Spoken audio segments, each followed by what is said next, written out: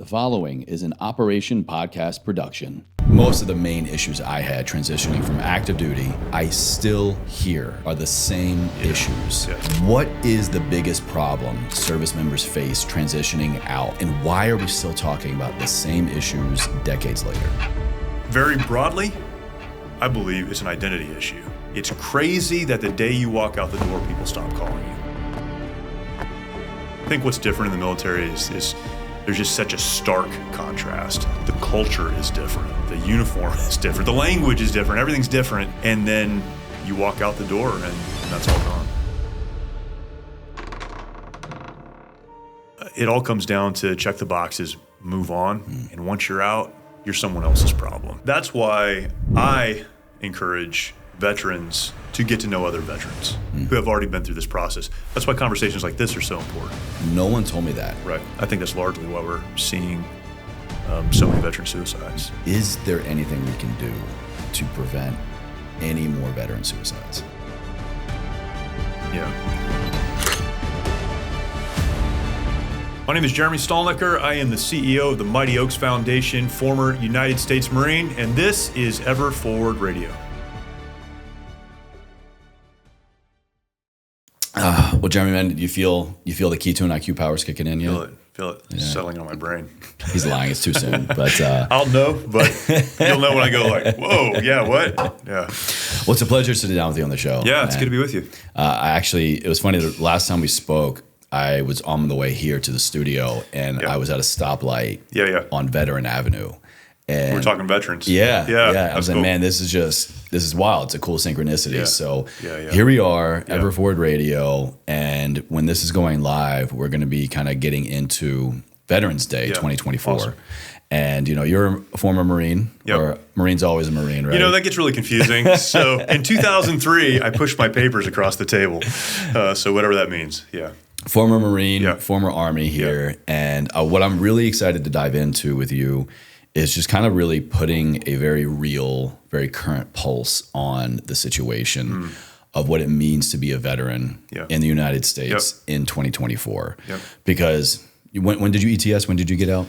2003, and then I was reservist for 4 more years after that. But 2003, effectively. So a lot's changed since then. A lot has changed, but what I was going to say was a lot hasn't changed, and that is in terms of the transition part.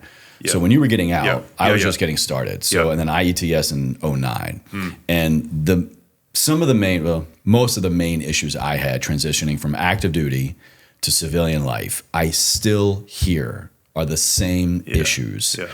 13, 14, I don't math good, 15 years later. What is the biggest problem service members face transitioning out from active duty, from military service to civilian life again? And why are we still talking about the same issues decades later? It's interesting. I think culture has changed a lot even since 2003. And so what I would have said then is probably different than what I would say now. But very broadly, I believe it's an identity issue. When someone is in the military, the whole system is set up. The entire system is about taking a young person and turning them into a soldier, or turning them into a Marine, or turning them into an airman, whatever the case may be, and very intentionally creating an identity around the job that they do. And so if you're 18 years old, you're coming out of high school, you're still developing, you're still maturing, and then you have people that you respect, people that are very intentional, push a new identity on you, and then for however long you're in the military, that's your identity. I am this job. I am the uniform. I am eventually the rank. I'm the billet that I have. That's who I am. And then you leave the military and you find yourself in a world that doesn't understand that, and a world that largely you don't understand. And yet your identity is still back there, because when you were 18, still developing emotionally and psychologically and all of those things that are happening, that's who you became. And now you're in a world that doesn't get it, and that you don't get it. And so somewhere between, like I said, pushing your papers across the table, you're done, and finding your way into a new career and relationships and all those things, there's a gap. And that gap, it still remains. It's crazy. You can find this in people who retire out of just businesses, just out of careers, that their whole world is that thing. And now they don't have that thing anymore, and they have no idea who they are. Yeah, I want to dig deeper right there, please, because I do want to primarily speak to the service member in this episode. Yeah. But I think what is really going to help them the most, beyond kind of understanding, they're not alone in the situation, is speaking to the non-service members to ideally kind of help wrap their head around what we all go through. Right. And so if you could describe that a little bit more to the non-service member person to help them really get into the psyche of, oh, this is what that is like. And you're kind of on the trail there with, a long career. Yeah. I mean, imagine spending, 30 or more years. My mom worked for Allstate Insurance for 35 years. That was the only job she ever really knew. She was amazing at it. She promoted through it. She made a lot of money doing it. And then she retired, I think 4 years ago. And it was interesting during that period of time after she retired. I love my mom. She's amazing, super high IQ. But she would say things like, I'm lost. Like, I don't know what to do, right? And she's worked through that. We've got a lot of family around us, and so that's helped. But I'm in this world of helping veterans transition. And I'm hearing from my mother, who worked for a corporation, large corporation, the exact same thing that veterans are saying. And it was, what do I do when I get up in the morning? I don't have anyone to report to. I don't have, a focus of effort today. I don't have clients. I don't have all these things. So what do I do? I don't have a mission. I don't have a mission. So then it becomes very personal. It's like, I don't have a mission. So not only what am I supposed to do, but who am I? I'm not that person anymore. I had a conversation with a friend of mine. This has been a few years ago. You might remember Joe Dunford, General Joe Dunford. He was the chairman of the Joint Chiefs when President Trump first took office. Oh, yeah. So chairman of the Joint Chiefs of Staff, right? Mm-hmm. But go back to when I was in the Marine Corps. He was our regimental commander. So I knew him as, the CEO of our regiment, but I knew a lot of people who knew him. One of my friends was an adjutant who worked with him later on in his career. And he and I were talking, me and this adjutant. He said, man, General Dunford called me this week, and they were talking. They knew each other personally. And General Joe Dunford, who, chairman of the Joint Chiefs, was part of the initial invasion into Iraq, led really, the military through 20 years of war. He told my buddy, who was an adjutant, it's crazy that the day you walk out the door, people stop calling you. He said, I picked up my cell phone a couple times the first couple of days I was out of the military and just looked at it thinking there's got to be something wrong. So whether you're in business, you built something, and now you're not doing that anymore, or in the military, I think what's different in the military is there's just such a stark contrast. The culture is different. The uniform is different. The language is different. Everything's different. And then you walk out the door, and that's all gone. What you're talking about, I think, comes a lot later. Maybe I'm just speaking personally, but like I said, I got out in 2009. And it really wasn't until the last 2 to 3 years, so around like 36, I began to really process that there was a day that I had a support system for everything. Right. For finances, for insurance, for equipment, for housing, for food, for medical, for where do I go, when do I have to be there, and what uniform, what clothing do I need to wear for this event? And then literally overnight, all of that is gone. Right. And I didn't realize how much that affected me. And when I talk to other transitioning service members, it's the same thing. Right. And I came to this realization that whether you enlist or whether you go commission, there are months of training and transition to get you from civilian to service member. Yeah. Now, I don't know how it is in the Marine Corps, but I can tell you in the Army, my transition period was a couple of days of go here, go to the S3 shop, take this transition course, check this box. If you even do it, it's usually just, hey, walk, hey, Sarge, can you just sign my sheet? Let me go back to my rack here. Right. So why is the military not putting anywhere close to the transition out time as they are to the transition in time? I will tell you, between 2003 when I checked out, and it was what you described.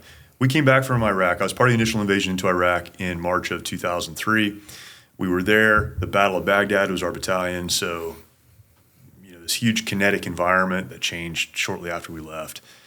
We came home June 1st of 2003, landed at March Air Reserve Base in Southern California. July 1st, I was out of the Marine Corps. So I'm leading Marines in combat. I was a captain when I left, so I'm leading Marines in combat. And then 30 days later, I'm completely out of the Marine Corps. And the transition at that time was you go to the admin shop, they sign off on your paperwork. There's a series of classes you're supposed to take, and everyone said, "Hey, sir, you don't need to do that. Let me just sign your paperwork." I was happy to not go to those classes. And so there was nothing. There was no, this is how the VA works. This is, these are the benefits you have available to you. This is where you go for help if you need help. None of that was ever communicated to me. So, 20 years later, 22 years later, I'm still trying to work through the VA because I just never tried to figure it out until I needed it, right? Mm-hmm. So I will say that those that I know that are transitioning now have a lot more inputs, a lot more terms of input than they did in 2003. But the problem, I think fundamentally, is just humans. You put humans into it. You create a system that people are required to go through. Mm-hmm. And for anyone that's been in the military, you understand the checklist that everyone has. A checklist is a checklist. And you go through that check. It's not really about helping people transition because the ones helping have never transitioned. Wait, hold on. That just blew my mind. How have I never thought about that before? How can you have someone there in charge of transitioning service members that are still serving? So you have someone, a staff NCO probably, who was given the job of helping people transition out of the military. So they wake up every day, they have a roster, and they need to get through that roster. They need to make sure that the service members who are transitioning hit all of those wickets, they have all of those boxes checked. Their job is managing this process. But whether or not anyone gets anything out of that process, whether or not it's meaningful or helpful, it doesn't matter to them because their job is to push people through that process. That's how the military works. And unfortunately, military medicine, I think the VA largely, or this processing, this transitioning process, it all comes down to check the boxes, move on. And once you're out, you're someone else's problem. And you hate to put it that way. But I think that's what it comes down to. Yeah. You want to hear something wild? I was in a little bit of a different situation because my last unit, technically, I was in a medical hold unit. I was in one, in the Army, we call them the warrior transition units. Yep. And so I was at Brooke Army Medical Center, Fort Sam Houston, Texas. And so it was definitely a unique situation. And so my transition, I'm sure in a lot of ways, had some unique variables to it, but I share stories and it has a lot of similarities to other just normal ETS service members. Right. And one of the main transition places I had to go to, one of the shops, one of the boxes I had to check, was the transition specialist was also the recruiter. Interesting. Wow, that's interesting. Yeah. So imagine the person whose sole responsibility, their job in the military, and we have recruiters in corporate world, world as well. Yeah. Their job is to acquire and retain personnel. And they're also supposed to help me transition out. Yeah. Interesting.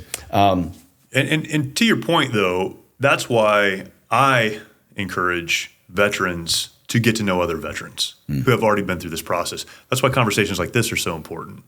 Because the person who was assigned that job of helping you process, they did what they're supposed to. Let's not throw rocks at them. But you need people who have already been through the process to help you get through it. Yeah. I would like to kind of maybe shift gears a little bit and let's assume responsibility here. Yeah. Let's assume responsibility. I am a service member and I am or maybe recently have transitioned out of the military. Yeah. I'm going to joke. It's like a joke in my head before this conversation. I was like, how long can I go before not referencing Jocko? Let's take extreme ownership here of our situation. Yeah, right. Let's not rely on or assume that there is going to be a person or a department or a checklist that is going to adequately provide what we need for transition. Right. If we take responsibility as a service member, what do you think that looks like so that we are properly transitioning and supporting this identity transition as much as possible? And I think that's really important. The only way you're going to get the help that you need and benefit from whether it's the services or whatever is available to you as a service member or veteran, is by taking personal responsibility. So that's the first thing. And again, this goes back to the military culture. We like to tell people to take personal responsibility, but there's very little personal responsibility taken in the military. You're told where to stand and how to stand there and how to move and where to go to and when to stop and when to get up and when to sit down. And somewhere along the way, you have a little bit more responsibility, but not much. And so I think that's part of the problem, right? Now you're in this in-between world where no one is doing anything for you. So taking personal responsibility for yourself looks like connecting to local veteran service organizations. Every community has veteran service organizations. You can Google those, find them, connect to them. Find your VA rep in your community. Know what your state has to offer. You were talking about Texas earlier.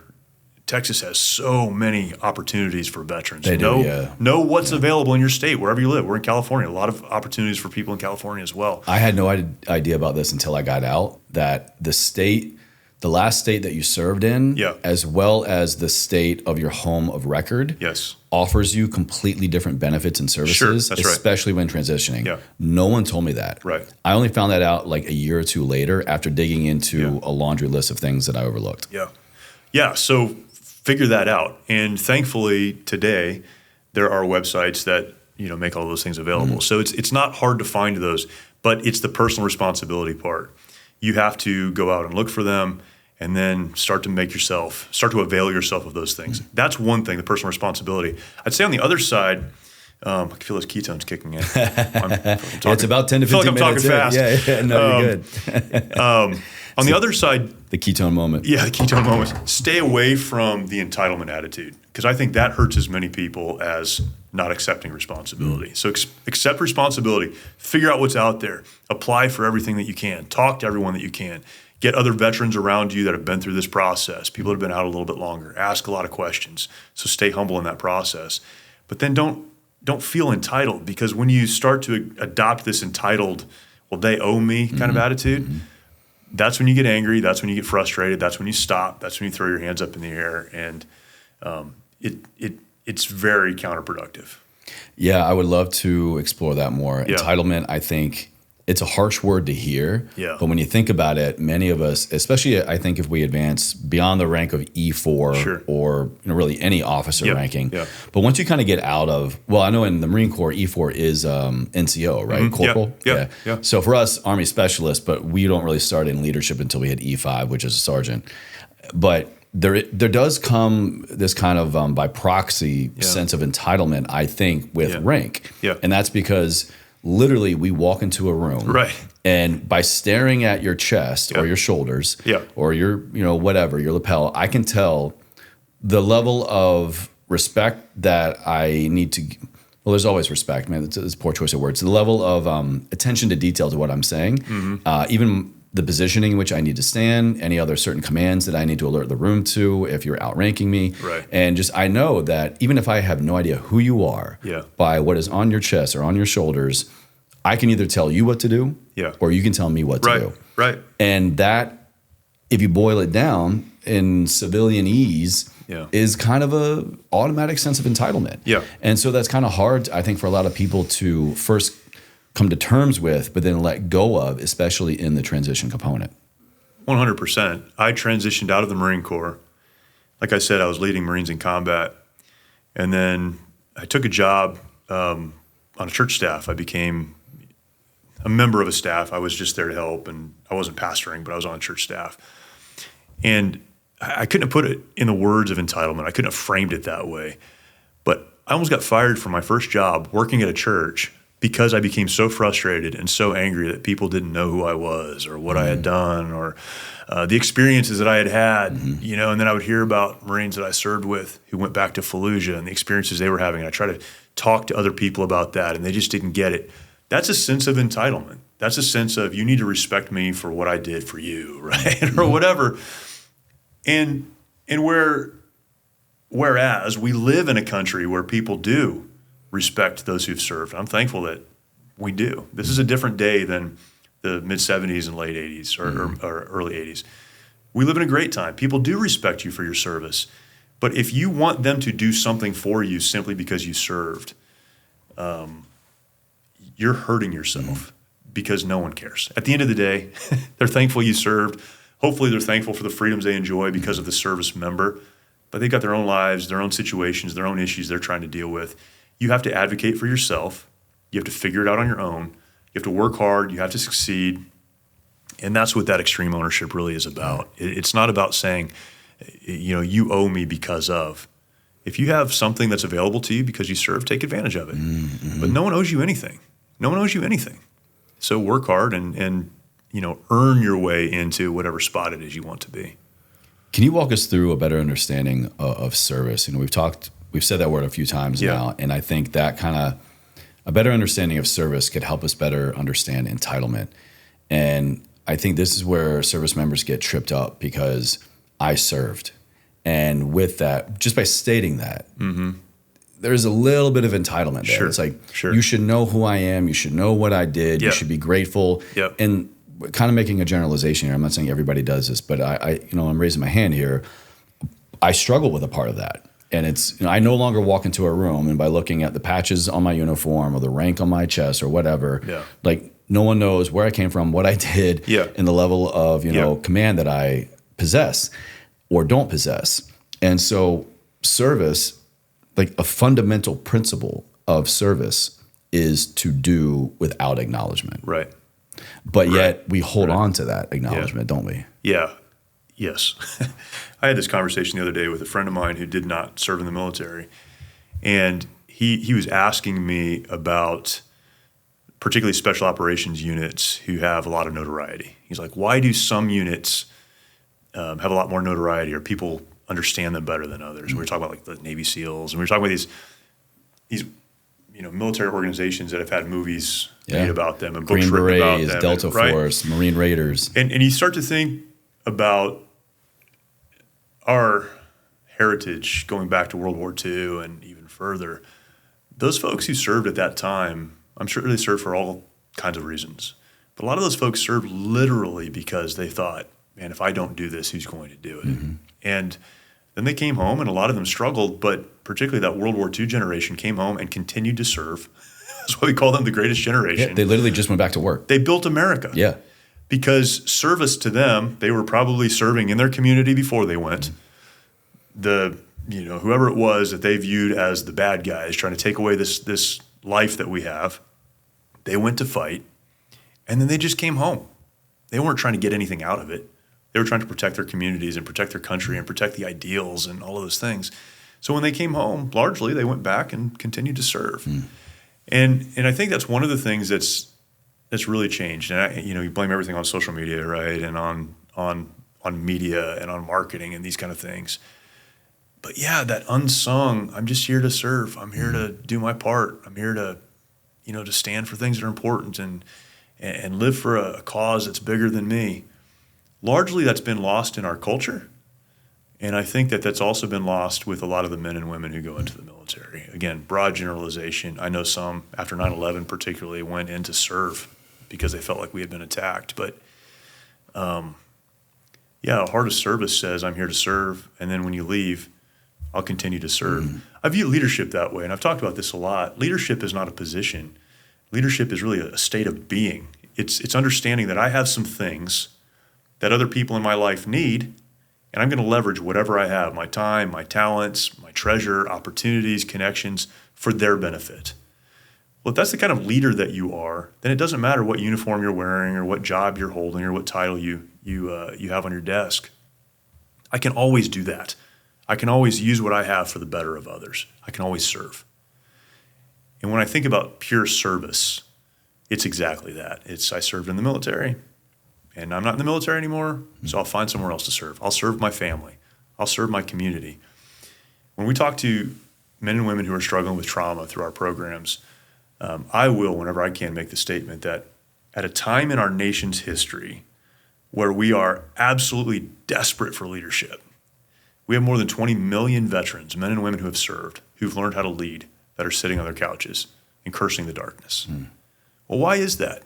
Because we said we served, but then we left that and thought, now people need to serve us. And that's a real problem.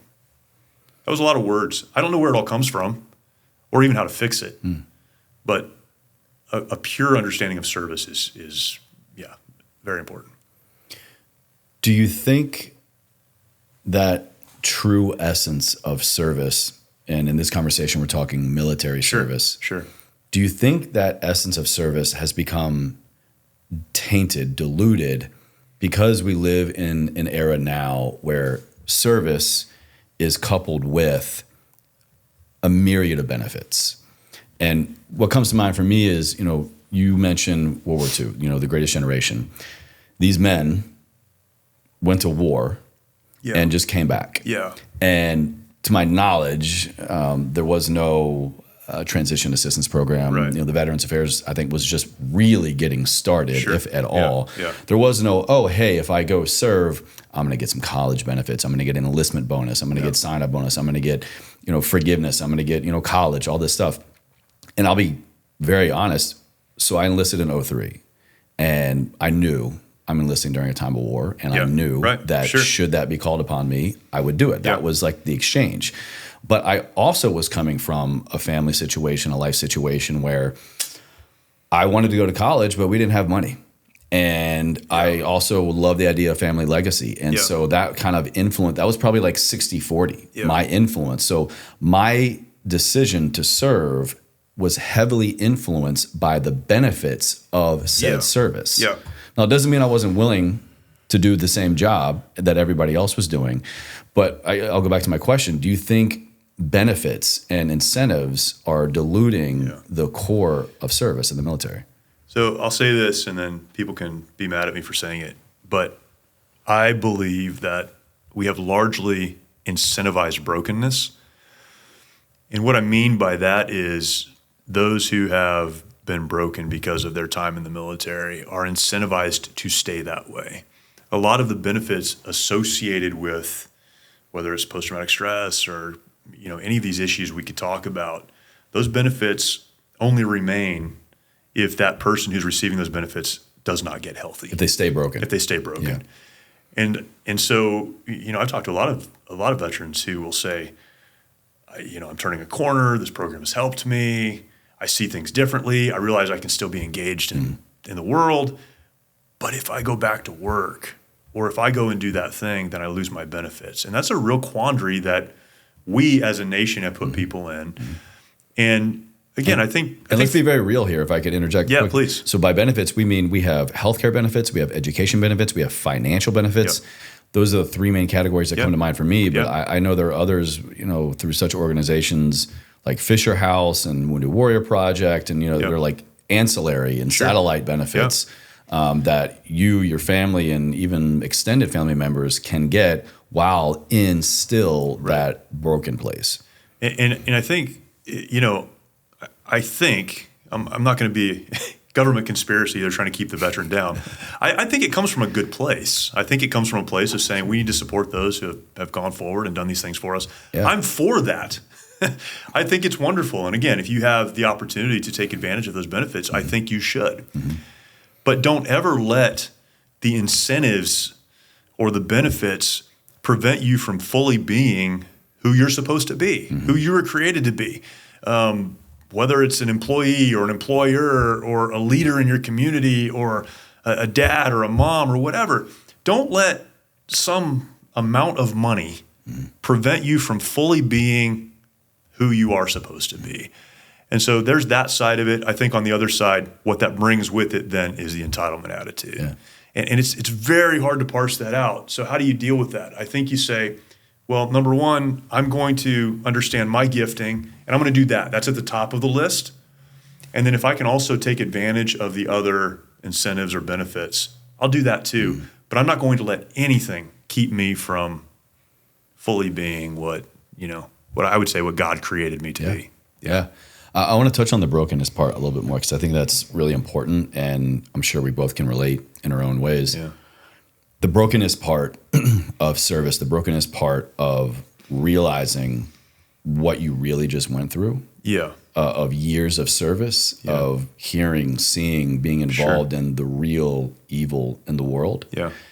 Regardless of where you stand politically or emotionally, spiritually, you know, just there's shit that happens. Yeah. And in this job, you're the person responding to it. And it took me, I'd say about like 13 years, 12, 13 years before the gravity, the reality of what I experienced. Yeah. And I wasn't even boots on the ground.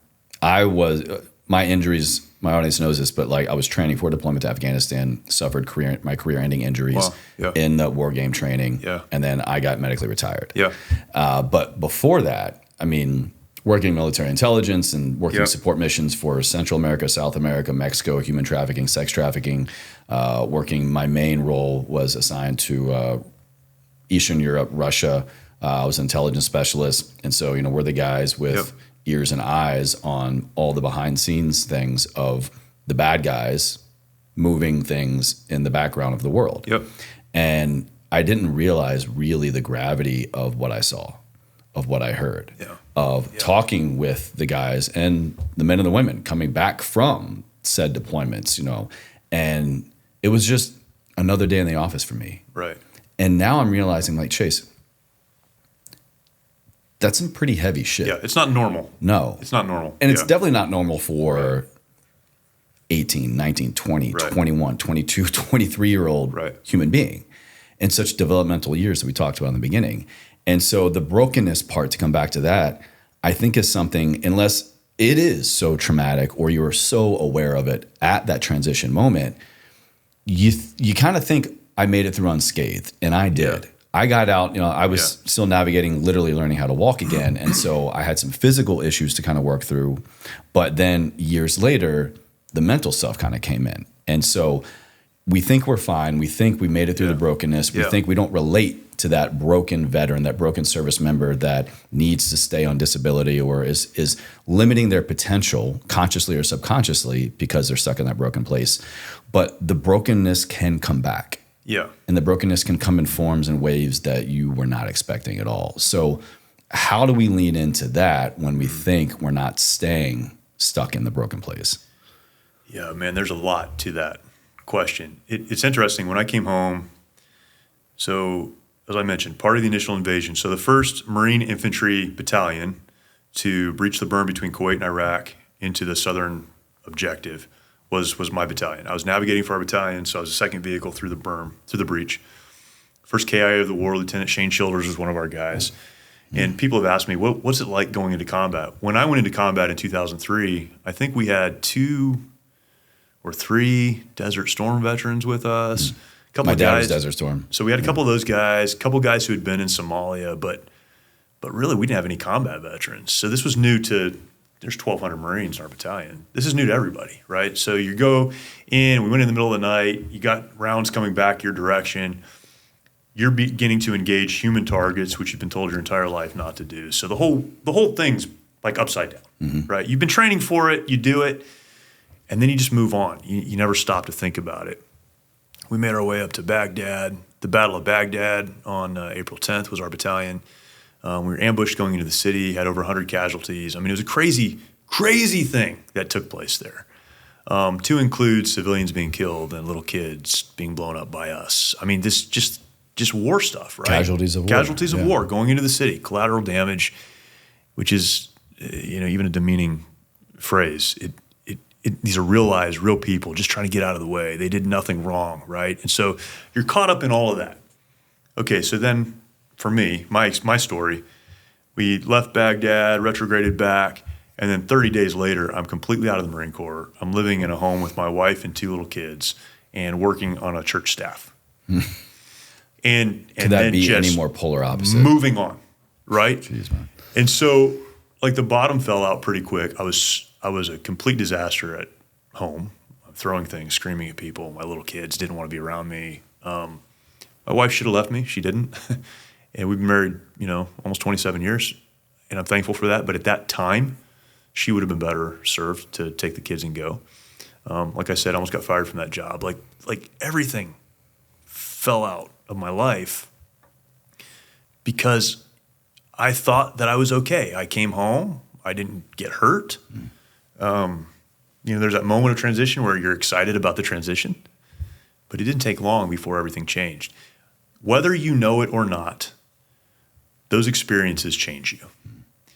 And, I don't love the word broken. I use it. I don't love it because it connotes that there's something wrong with you now, that you can't ever get better. But you're different.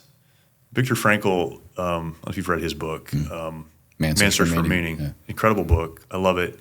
But he's the one who kind of coined the phrase that, an abnormal, or it's a normal response to an abnormal situation is entirely normal. That's how some people describe post-traumatic stress. Your response to the abnormal of military service is probably normal. That's how a normal person should respond to those kind of things. So you're not truly broken, but you are indeed different. And if we fail to acknowledge that, which I did, you're going to have a very long, very difficult road of trying to understand the confusion around relationships and how you respond in otherwise benign situations, how stress impacts you versus how it impacts the people around you. For me, my wife would say it took us about 10 years to work through that. But for me, I had to come to a point about 10 years into that, 8 years into that, where I realized I'm not different than these other people who have served. I'm just different than the rest of the world, right? But this is normal. How I feel is normal. How I feel is not unusual. It's not helpful all the time, but it's not unusual. You have to acknowledge it and then surround yourself with positive people, not the ones who kind of wear that brokenness as a badge of honor, but positive people who have been through it, who have been able to chart a course forward. Surround yourself with those people. Learn from them. Stay humble enough to acknowledge, man, I have problems, and I need people who can help me to move forward in spite of those problems. Identify when those issues present themselves. Don't self-medicate. Don't try to deaden the pain or take away the memories. Lean into it, but lean into it in a way that helps to make you better. My experience, and I think what you're communicating as well, your experience is if you just push it off, eventually it's going to catch up with you. Absolutely it does. 60% of veteran suicides, which is another topic, but 60% are veterans who are 50 years old or older. Well, what's the reason for that? Probably a lot of reasons, but I think one of the big reasons is because people leave the military. They struggle for a long time and eventually say, I just can't do this anymore. Reach that tipping point, yeah. And that's exactly to your point. Whereas if we'll say, look, I served, I'm going to be different. Let me develop or lean into the community that I have or develop that community around me. Let me learn about trauma. Let me learn about these issues that now are well documented. Let me talk to people who've been through this. Let me have some people on speed dial that I can call when I'm struggling or when I'm having a bad day. Let me stay away from situations that make this worse for me. Your healing curve, if you will, is so much shorter if you'll just lean into it and realize, I'm not the same person I was before all this. Beautiful statement. I love that. Thank you.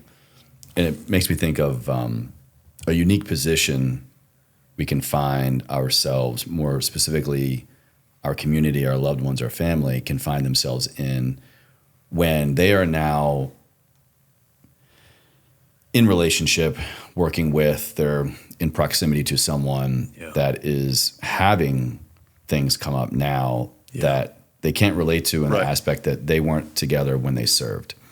Case in point, this year for me, I've had a lot come back in terms of PTSD and military memories and anxiety and just the worst mental health year of my life, that a lot is coming back from my time in service and a lot of things that happen and memories and just things that I didn't realize I was suppressing both in my soldier life and my civilian life.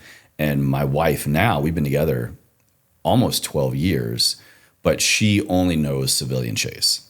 So she met me several years after I got out of the Army. And so now it's almost like I have to paint the scene, translate, describe a lot of things before even getting into, hey, here's what I need help with. How do you think people like her, how do you think people that are married to, working with, in proximity to someone that is going through this stuff now, that they were not with them then? Because that's got to be even more difficult, no? Yeah. I think it's incredibly more difficult. I don't know if that's the right way to say it, but it's a whole different ballgame. It's a whole different ballgame. They have zero context. My wife and I were married when I was in college, when we were in college. And so my entire journey in the Marine Corps, she was with me from, when I went to officer candidate school, we were dating. We were married before I went to my first schools, and then my, everything I was a part of, all my training, everything, she was there for it. And so when I started to struggle, she had a lot of context for that. She knew who I was before. She knew what I had been through, what I'd experienced, and she knew who to reach out to because she was already plugged into that community. For someone who, and this is often the case, particularly people going into the military younger, they get out and it's several years before they're in a serious relationship. The person they marry or that is involved in that relationship won't have the context or the ability to help them, and it will be a surprise. And things come up that, they didn't anticipate happening. There are a couple aspects to it. I think one is the service member. As long as you're working toward healing and working toward getting help and not making excuses for your bad behavior. This is not where I want to live. I know this is not okay, but this is where I am. Well, then the people who love you have a lot of grace toward that. Okay, I get it. Where service members have a problem is when they start to try to communicate to the people who now say they love them that I am this way because of what happened to me, and you're just going to have to deal with it. This is who I am, right? It's that. Back to the entitlement of service. Yeah, it's the entitlement of service. It's the broken veteran thing. It's the, wearing the t-shirt that says, veteran of PTSD, I get exploded anytime, right? It's that attitude. If you have that attitude, then the people that love you and want to help you will eventually leave because there's nothing they can do. You're now taking that mess and dumping it on them and saying, this is your mess now and you just need to live with it and accept it. But if you're really trying, right? So let's say that person is really, man, I don't love this. It comes from time to time. I'm trying to work through it. There's a lot of grace. I think the steps would be different for every person. Every significant other is wired a little bit different. But again, get in a community of people that understand. Find some older, we'll say spouses in this case, some older spouses who did walk through that with their service member spouse and who can help you get the context that you need and help you to understand that. Surround yourself with the right people. This can be difficult if you live in, Nebraska or wherever, right? Like there's not a community of those people around, but there are a lot of spouse support groups. There are a lot of organizations that can help with that. So that's number one. And then number two is just being very clear with your spouse about what they need, what you could do to help maybe relieve some of the tension, what you want or what they want you to do when they're having a hard time. Do you want me to lean into that? Do you want me to step back? Do you want me to reach out to your family and bring them in? Do you have friends that I can bring in? Of course, we're going to build an SOP. Build an SOP, right? But I think it's important because there's so much confusion around that. I don't know what to do. I don't know what to do. And so it becomes very frustrating. Some people like to be, come sit with me, come spend time with me. Other people, need to be left alone. Or, hey, I love you, but it would be better if, my friend, someone I served with, if you could reach out to them. Some people, you reach out to a friend and tell them your spouse is having a problem. That's going to be another fight you're going to have to deal with. So when you're in a good space, I think is the right time to decide those things and to figure those things out. And then just to walk through it. There's not a clean answer because it's tough. It is so personalized. Absolutely, it is so personalized. When you really love someone, you want to do whatever you can to help them. Just don't assume you know what that is. Yeah. Talk to them, talk to other people, gather resources, and really help them through that. Yeah. And then there's the other aspect of don't become a caregiver. What do you mean by that? Be willing to give care, but don't take that identity on yourself. You are an individual. Yeah. You have wants and needs and desires, and you love, so you give care, but don't let that become the end all and be all of who you are. your spouse doesn't need a mom. Your spouse doesn't need a dad. They need a partner who cares for them and can help them move forward in that. And you have to be whole in order for that to happen as well. I want to get into next kind of your area of specialty, and that's the community aspect and providing the support. But I just want to kind of drive home one more point, and that I think that the best thing I ever did to help my identity, to help my remote beginning of understanding of what I went through, and just allowing those memories and emotions and things to come back so that I can put myself on a path to healing, was I let the right person in. I lowered that gate for my wife. We weren't even engaged yet at this time, but that's when kind of like the peak of this stuff started. And I had my first panic attack in her presence. And she was just like, what's happening? Yeah. What are you not telling me? Yeah.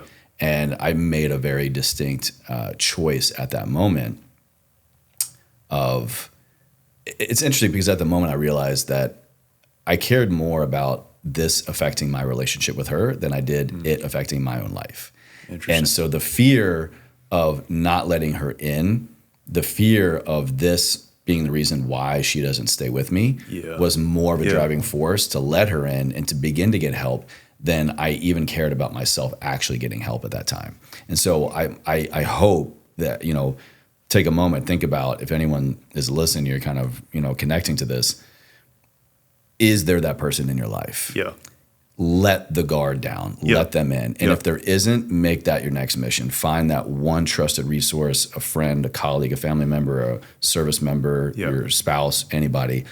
Find someone, choose to let them in and work on letting them in. Yeah. Isolation absolutely destroys people. Yeah. And I think as service members, particularly service members who are struggling, we tend to lean into isolation. Mm-hmm. And you have to have people who can speak truth into your life. And I would say, kind of to dovetail with what you said, if you're married, your spouse needs to be one of the people that has access to you, for sure. But you need to have someone else as well. Mm-hmm. You can't put that all on them. And that goes back to, they need to be whole so that they can help you. It's a partnership. It's a relationship. And so, I've seen so many veterans who, their one friend is their wife. Mm. Their one friend, the one person they depend on is their spouse. And so everything is about how hurt I am and you need to help me get through it. If you don't have someone else, and I would recommend someone else's, more people, your relationship is not all that it needs to be. And man, that's so important. Mm-hmm. If you're married to a good person, you have a good person in your life, they will literally destroy themselves trying to help you. We'll know that and don't want that for them. Now, you need to let them in. That doesn't mean shut them out. It doesn't mean this is my problem and not yours. I'm not saying that at all. You're exactly right. You need to let them in. You just need to have some other people that you let in as well. Yeah. So let's talk about that, because I know this is a big part of your work and your mission over the last several years now. So what does a conducive to healing, healthy community support system look like for a transition service member? Yeah. What do you see working well for you and what you do? And what has been the biggest, oh no, this does not serve us? Interesting. Well, so I'll tell you what we do. And we're a faith-based organization, so we come from that position. And so what that means for us, is we're not clinical. That's one of the big things it means. So it's not medication, and it's not, a lot of the clinical therapies. And what we communicate to the people that come through our program is that we believe you were created. Creation comes with purpose and meaning. With purpose and meaning, there's hope. And so in spite of what may have happened to you, what's going on in your past, there is always a path forward. You need to lean into that. There is always hope. There is always purpose. There was design. Your identity can be wrapped up in what's in front of you, not what's behind you. And so that's our foundation. But how we do that is, to your point, is community. It is, we have week-long programs where we'll bring veterans, active duty service members, also first responders to one of the locations that we have across the country. They spend 5 days with us. It's not clinical, so what that means is everyone who instructs in our program, everyone who leads in our program came through as a student. They don't have it all figured out, but they're in a room with other people of shared background, similar starting points, similar, pain and hurt and traumas. So you're all in this kind of together. And the person who's standing in front of the classroom isn't an expert, but they're a few steps further down the road than the student, if we can use that term. And so they say something like, look, I don't have it all figured out, but I know where you are because I've been there. I've experienced a lot of the same things you've experienced, and I want to help you continue to take those steps forward. So it becomes very much a peer-to-peer, eyeball-to-eyeball situation. And to me, that is the most powerful thing that we do, is have someone stand up in front of a group of hurting, confused, sometimes angry people, tell their story of hurt, brokenness, confusion, and anger, and talk about how they begin to put the pieces in place to continue to build their life as they move forward. And so it's very, very much community. It's very much we're supporting each other through this.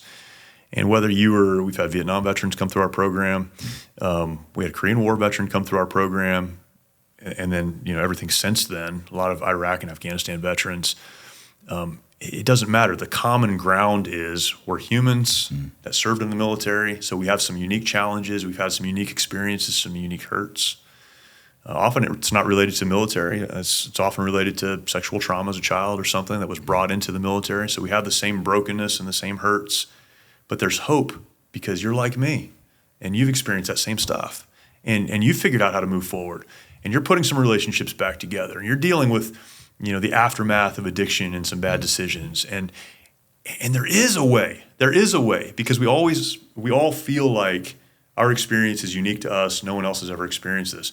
When you're in a room full of people who have a similar background, there's a light bulb that comes on, and it's very enriching. It's very empowering. It's so hope-giving. And, for us, that's powerful. So that's that 5 days, right? They spend 5 days with us. And on the other side of that, then, we say we'll walk this out with you as long as you'll let us. And it's staying in contact. It's staying in community. And one of the things that we teach is you need to have a community, so identify who that is. We have a process that we walk people through to identify who that community is. Where are you going back to? Who's your community? It's not just your community. Not just our community, but a community back home. Okay, great. Often a church community or a veteran community back home or something. So who is that community? Those people you're going to meet up with, every week, and they're there. And then who is the person in your life? It could be people, but the person in your life, we call it a corner man. It's good imagery. Who's in your corner that first of all knows they're in your corner. So this isn't just somebody you put down on a piece of paper. This is someone that knows, hey, they may reach out to me, and you have given them permission to speak truth into your life. We might use the word mentor. It's like a sponsor and kind of like AA or something. Yeah, kind of. Probably not as structured as that, but it's a person who is close enough to you that they care about your situation personally, but maybe they're not as emotionally invested in your situation, so they're going to speak the truth to you. Oh, gotcha. They're not worried about hurting your feelings. Yeah. They care about you, but they're going to speak the truth. But they know that if your number comes up on their phone in the middle of the night, there's a reason you're calling. And so they're going to answer that and help you through that. So you have a community of people that you're in, and then you have a person that you can also reach out to. If you have struggled with alcohol or some kind of other addiction, maybe you've struggled with your marriage relationship, you've got 3 or 4 specific areas. Maybe there are different people that you reach out to that are a little further along in that than you are. But those people know it and they can help you. So the community part of it is huge for us. We lead with story. We lead with testimony. That gets everyone in the same kind of community, right? We're all the same here. There is a path forward. I can demonstrate that with my own life. And then the question of who are you going to call when you start to struggle because you're going to struggle. So that's what we do, and it's worked. I mean, we've had nearly 6,000 people come through our program. That's incredible, man. And so it's been amazing. That works. What's not working? What's not working is medication. If I had to pick one thing, it's over-medicating these problems. You can't get better if you're dead to the pain of whatever caused the problem.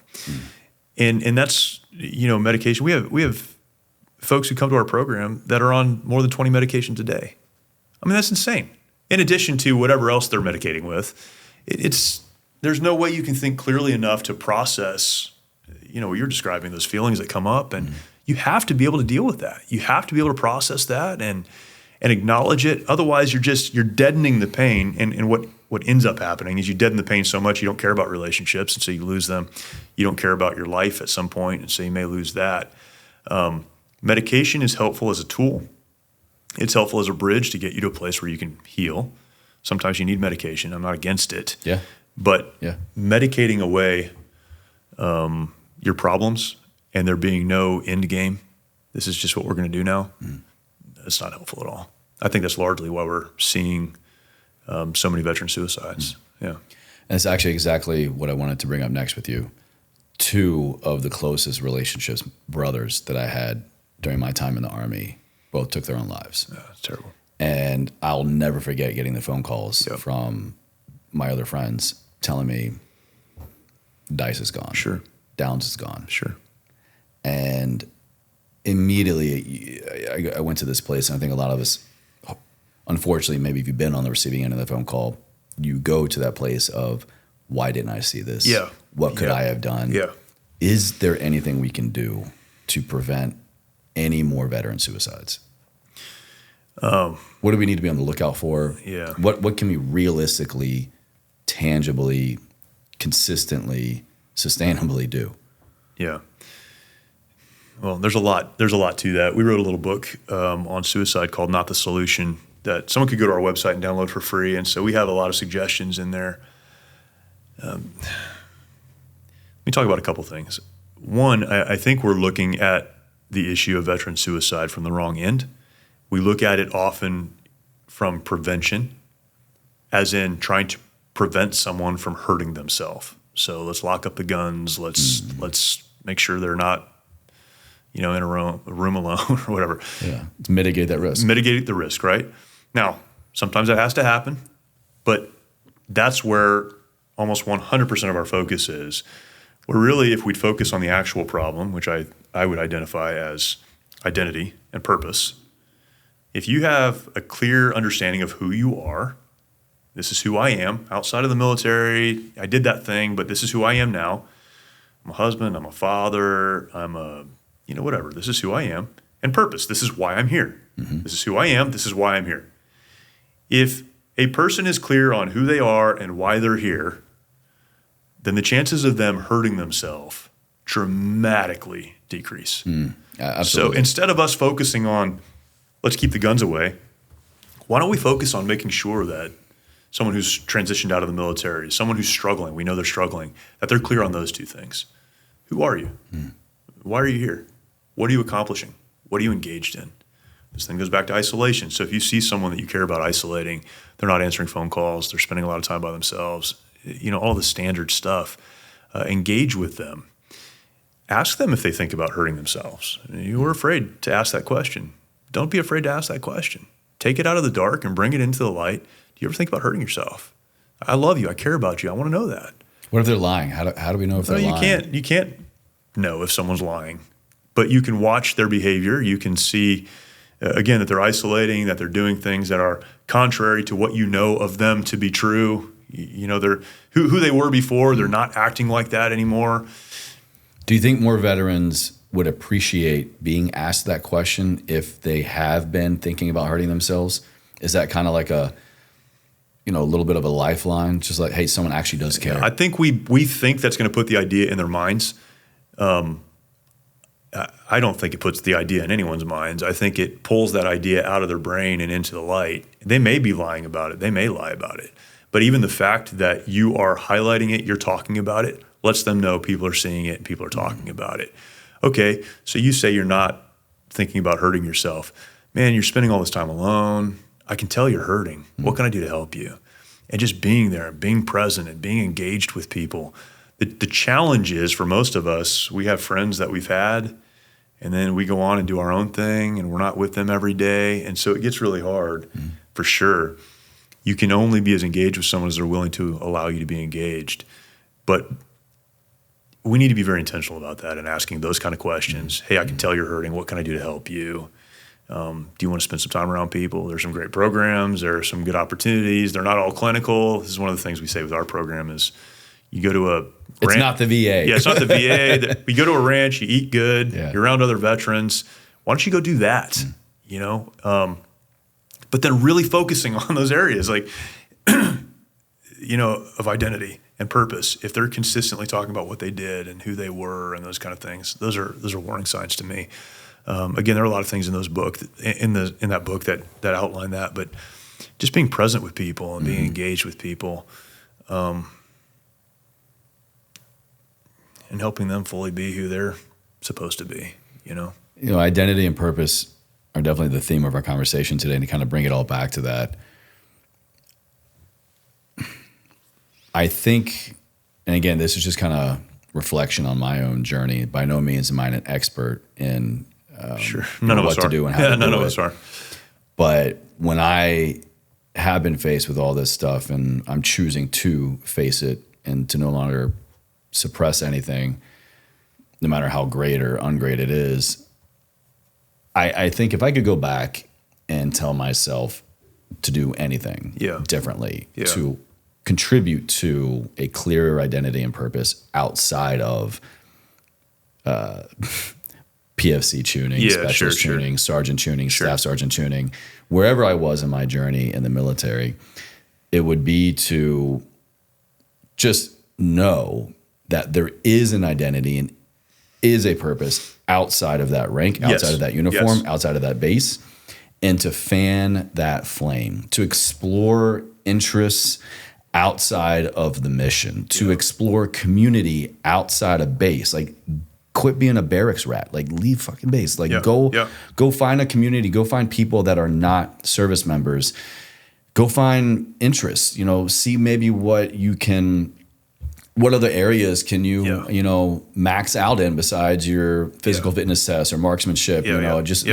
Try other things. I think especially if you're serving, for years on end, that just gets lost. And so I would really hope, and I would love to get your input on this, is to drive home the fact that do not lose your personal identity and personal purpose and mission just because you put on a uniform every day and are told what to do and told your purpose and told your mission. That goes back to your ownership idea, right? This should have been said when we were talking about transition specifically, but what can I do to be prepared to transition? It's exactly that.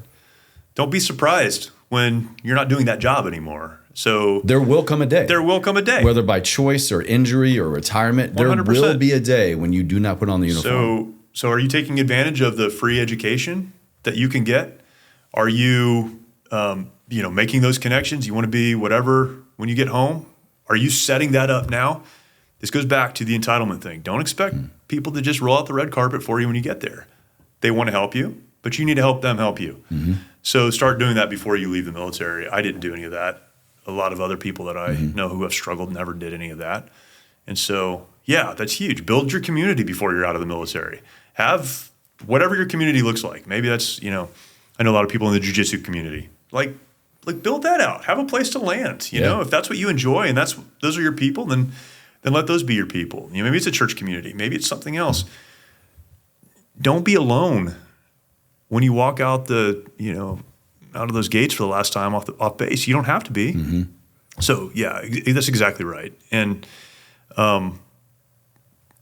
set yourself up for transition, and then realize, and this is back to, how do we know? I don't know if we can know, but for the person that's struggling, man, you have to understand that if you're serving other people, you're getting out of your head. If you're investing in other people, that's your purpose right now. What's my purpose? I don't know, but it's not sitting there worrying about your purpose. Go find somebody to serve. Go find somebody to take care of. In my darkest days, when I have thought, my life would be better, or my family would be better, the world would be better without me, and I've had those days, I think about my kids. I think about the investment that I can have in their lives. I have a 24-year-old daughter who's doing great. I have a 23-year-old son who's a police officer. I have a 16-year-old daughter. I have a 15-year-old son. Like, they need me. Kids are 33% more likely to take their own lives if a parent has done it. 33%. My kids need me. They're not going to be better off without me. So what do I do? What's my purpose? Well, if I can't identify something else, how about investing in their lives and helping them get to wherever they need to be? And we could say that maybe you're single, maybe you don't have kids or a family. There's someone that needs you to be the best you can possibly be. They need that from you. And once you are able to get out of your head and do that, maybe it's podcasting and telling stories like this. Maybe it's, I don't know, serving somewhere in a community. Maybe because of your benefits, you can't draw a paycheck. Well, find somewhere to serve. Again, back to the service conversation. That's the best thing you can do for yourself. And, you know, for the rest of us watching this happen, we need to encourage that. Yeah. You're amazing. Go serve. Let me help you find a place. Let's do that. A dream situation for me, an ideal situation for me would be that whatever branch of the military you're choosing to go into has equal portions commitment to training you for transitioning out as you transition in, as they do all the transitioning and stuff. You know, maybe that doesn't look like Army, last I checked, were like 3 months boot camp. You know, maybe you don't have a 3-month boot camp to prepare you on the way out, but I think, and I'll stand by this, I think one of the best ways the Department of Defense could prepare any transitioning civilian to service member is to incorporate curriculum and incorporate just a checkbox at least that, hey, you are signing up to put on this uniform and to serve this country and to do this job in this capacity at the highest capacity humanly possible. But know this, as there's a day coming that you're putting on this uniform, there will come a day that you will not put on this uniform. Right. And you need to begin to think about that now. Right. Yeah, 100%. And I think that comes back to military leadership. And if the leadership was better about that, coming from the infantry community, and you know, when I was an infantry unit leader, I didn't care about the future of any of those Marines. I mean, it wasn't that I didn't care about them as humans or something, but what they did when they left was of zero concern.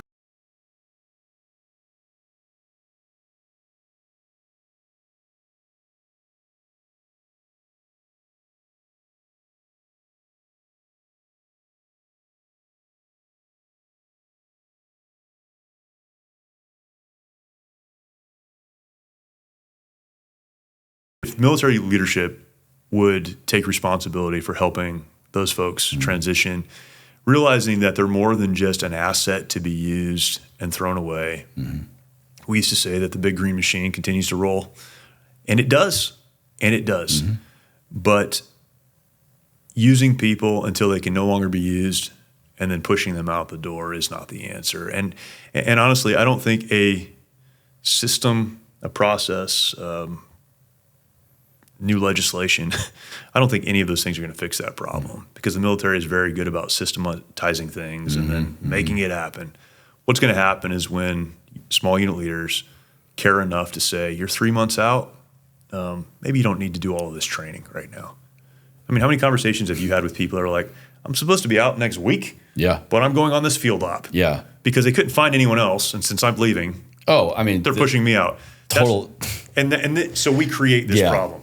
So it has to be a small unit leader responsibility thing where we say, you're 3 months out. If you don't need to do that, it's going to be better for us to get you into some transitional classes. Maybe there's a community college. We can introduce you. We can have someone go to you with some classes. We can make sure you've got all this figured out and not just trust the system to take care of them. Yeah. If ETS is coming up in your world, you should not also be tasked out with anything new. No, there's no reason. No, it doesn't benefit anyone. I'm just getting flooded with so many stories of just, and this is like a tangent off to, poor leadership of just people, hiding behind their rank just because they can make somebody do something. They're like, hey, you're going out, you're leading the FTX. I know you ETS next week to your point, but just poor leadership. And I mean, to be honest, I was that guy. Like my regrets in the Marine Corps have nothing to do with anything that happened in Iraq or anywhere else. My regrets in the Marine Corps had to do with how I treated Marines that I was responsible for. And I could give you stories, I won't, but those are the things that bother me today because that was the culture. That was the environment. You use them. If they can't be used well, then you discard them. If they do something you don't like, you don't mesh with them well, you push them off somewhere else. But that's also the bitter truth of how the military works. That is how the military works. I mean, we are nothing but just numbers in a line, Blunt names objects. in a line Blunt objects to serve to a be mission. used. Yeah. I mean, And I appreciate that. yeah. I do appreciate that. This is the other side of the sword. This is the also truth. That's right. Yeah. And so I think, again, small unit leaders need to be able to discern, okay, that time is over, and now we're going to help you get ready to transition because I don't want to be responsible for, you making bad decisions later. Yeah. Well, I feel like I could probably do like 2 or 3 more offshoot episodes with you, man. Here, just I love sitting down and appreciate so much anytime I get to connect with another service member. Yeah. Even though it's a soldier versus jarhead here. I mean, I haven't made one joke this whole time, and so I'm pretty proud of myself. I think it's the ketones. I think ketones bring us together. They don't keep us divided. Yeah. But, I say, I really feel like I had a very unique military experience, even though, I served 03 to 09. I'm an OEF era veteran, enlisted, served during time of war, which is a whole nother different world in the military. Your op tempo, everything is just completely different. Yeah, that's right. You're never not training, regardless of. And it's all real world. Exactly. Yeah. I was explaining that to someone the other day is, man, when there's a war going on right now, it changes how everything is done. Yeah. Yeah. And, I also had the pleasure of serving with soldiers, sailors, airmen, Marine. Yeah. I spent a lot of time together with a lot of different branches. Right. American forces, international forces, special forces, doing a lot of cool things. And it really gave me the opportunity, gave me the eye-opening experience of, like I said earlier, there is very real evil in the world. Yes, that's right. Very real. And therefore the military is needed.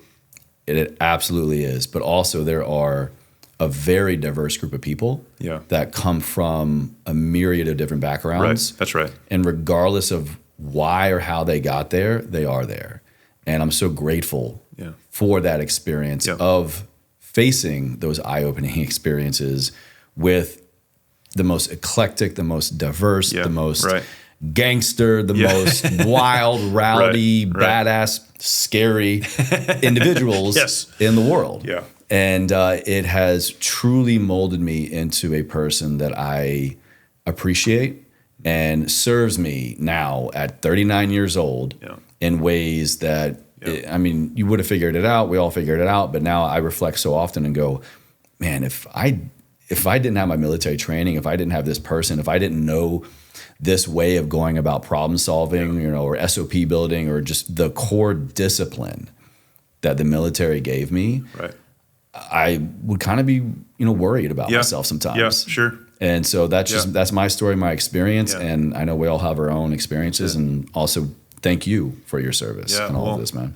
Thank you. Thank you for your service, but thank you for bringing these issues to light too, because it is important. I think you're a good example of taking responsibility and finding a new path and making it happen. And that's an example all of us need to follow. And these conversations are just so important, and they're not had enough. So thank you.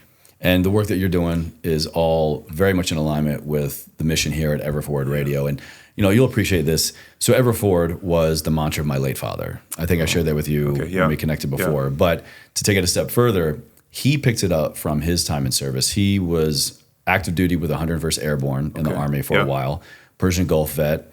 And before that, he was National Guard. And his unit back in our hometown of Richmond, Virginia was the 116th Infantry Regiment. He was a 11 Bravo, just grunt as well, which is why he, when I expressed interest in joining the Army, he's like, Chase, you're not allowed to do what I did. He's like, he thought I was too smart, so he kind of pushed me into the MI world. Sure. But the 116th Infantry Regiment, their unit insignia was Everforward. That's awesome. And so he picked it up from his time in service. Super cool. Yeah. So I love to share that with other veterans. That's awesome. So you kind of have a deeper understanding of where I come from. But what do those 2 words mean to you? If I were to ask you, how do you live a life ever forward? What does that mean to you? Yeah, I use the term, this is my podcast, march or die. It's ever forward. Don't stop moving forward. There are going to be obstacles, challenges, traumas in your past that hold you back, things that jump up in front of you that want to keep you, from moving forward. But real life is a life that is moving forward. There are people who are breathing. There are people who are existing. There are people who are working. And inside, they're emotionally, spiritually, relationally, they're dead because they're not moving forward. Ever forward. Take one step. Keep moving forward. It doesn't have to be a big step. You don't have to know where you're going, but keep moving forward. That's, I say this sometimes that persistence is a superpower in our world because so many people with a lot of opportunity, a lot of ambition, they stop moving forward. It's only those who persist, those who continue to move forward that make things happen. So, that's all of life. And especially our military brothers and sisters, man. I don't know about you, but I will never get this out of my mind. When shit goes sideways, when you're downrange, no matter what's going on, when it's anything other than pleasant. Right. Like I go back to I'm up, he sees me, I'm down. Yeah. I'm up, he sees me, I'm down. Keep moving. You're just bounding right. Every damn step. I'm up, he sees me, I'm down. Yeah, that's right. Yeah, just keep moving. Keep moving. Take it to the enemy. Don't let the enemy take it to you. And to me, that's the whole life. The whole thing with life, right, is just keep moving forward. Yeah. Yeah. No matter how small, no matter how incremental, the important thing is that you're doing something. Don't stop. Don't stop. Yeah. We overthink it. I don't know where I'm going. I don't know. Look, move to a place that's better than this one. Keep moving forward. Get out of the kill zone. Find a place where you can impact the enemy. It's great. Ever forward. Well, this is a pleasure, Jeremy. Thank you so much. Thank you. I appreciate it, man. It's awesome. Everything's going to be linked for the audience down in the show notes and the video description. But where can they go to connect with you and everything you're doing with the veteran community now? Yeah, so our organization is called Mighty Oaks. So mightyoaksprograms.org is our website. I'd love to connect on social media. It's just my name, Jeremy Stalnecker, on all the social things. And seriously, if anybody's watching and you are a veteran or a veteran spouse or any which way related and you're suffering in any which way, I am not a mental health professional, but I am someone that's very adamant about getting that help. And if you feel like you have no one, like I'll be that guy for you. Message me, DM me, 100%. Email me, chase@everfordradio.com. I never, ever want to get another message or a phone call where, I'm having to then book a flight to go to a funeral. And that's a message that's important. There is a lot of help available. You may not know what that help is, so reach out to some of us that do, and we'll connect you.